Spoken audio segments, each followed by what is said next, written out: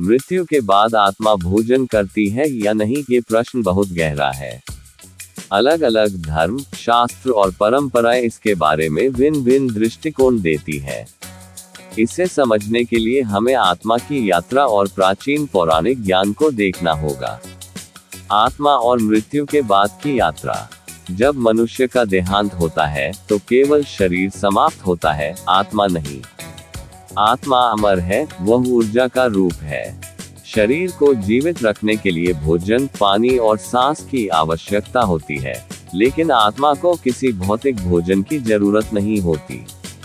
हिंदू धर्म में कहा गया है कि मृत्यु के बाद आत्मा शरीर से अलग होकर यात्रा करती है। वह अपने कर्मों के अनुसार अगले लोक की ओर जाती है। श्राद्ध और पिंडदान की परंपरा इसी से जुड़ी है।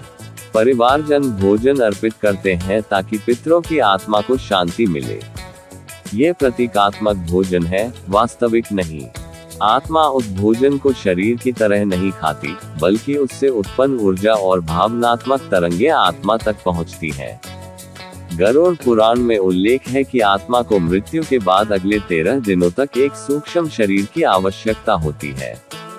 तब परिवार द्वारा किए गए दान, पुण्य और भोजन अर्पण उसकी यात्रा को सरल बनाते हैं। बौद्ध परंपरा कहती है कि आत्मा या चेतना का प्रवाह मृत्यु के बाद अगले जन्म की ओर बढ़ती है। वह भोजन नहीं करती, बल्कि कर्मों के आधार पर पुनर्जन्म की ओर आकर्षित होती है। पौराणिक दृष्टिकोण। आत्मा को भोजन की आवश्यकता नहीं होती, लेकिन परिजनों द्वारा किए गए अर्पण और स्मरण से आत्मा को शांति और बल मिलता है। यह ऊर्जा भोजन के सूक्ष्म तत्व के रूप में आत्मा तक पहुंचती है। आत्मा की यात्रा के चरण पौराणिक ज्ञान के अनुसार। देह त्याग। मृत्यु के क्षण में आत्मा शरीर से निकल जाती है।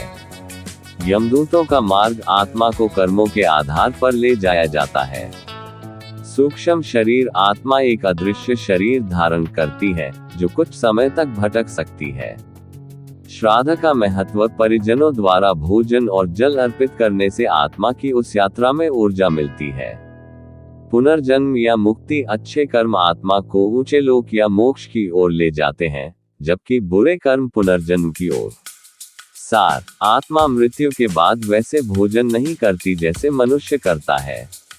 उसे भोजन की भौतिक आवश्यकता नहीं है, लेकिन परिजनों द्वारा किया गया भोजन अर्पण आत्मा तक सूक्ष्म ऊर्जा और आशीर्वाद रूपी बल के रूप में पहुंचता है। यही कारण है कि श्राद्ध, तर्पण और पिंडदान की परंपरा आज भी जीवित है। निष्कर्ष। मृत्यु के बाद आत्मा भोजन नहीं खाती, परंतु हमारे कर्म और अर्पण उसकी यात्रा को सरल बना सकते हैं। आत्मा का वास्तविक आहार है कर्म, पुण्य और स्मरण।